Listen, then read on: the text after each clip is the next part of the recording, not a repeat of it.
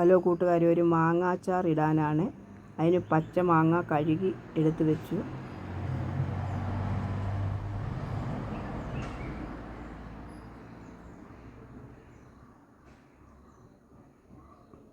അതിനുശേഷം അതെല്ലാം തൊലി ചെത്തി അരിഞ്ഞെടുക്കുകയാണ്.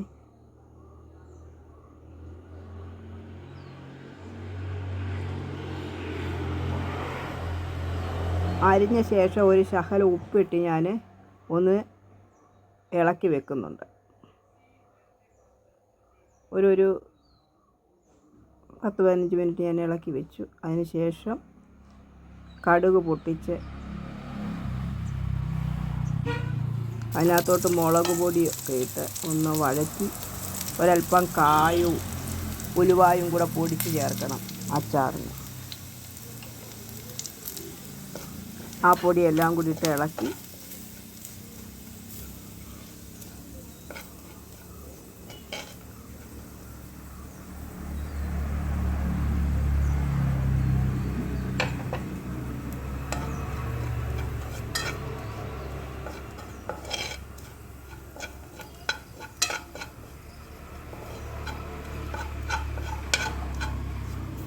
ഇതിനകത്തോട്ട് മാങ്ങ കുടഞ്ഞിടണം.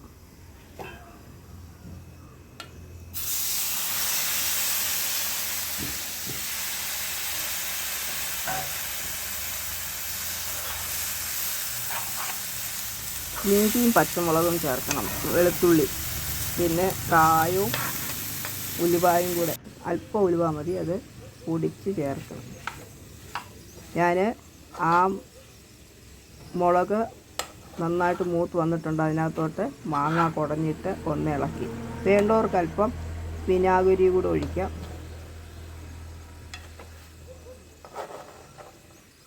അപ്പം നമ്മുടെ മാങ്ങാച്ചാർ ഇവിടെ റെഡി ആയിട്ടുണ്ട്. നല്ല ടേസ്റ്റാണ്, നിങ്ങൾ വെച്ച് നോക്കും.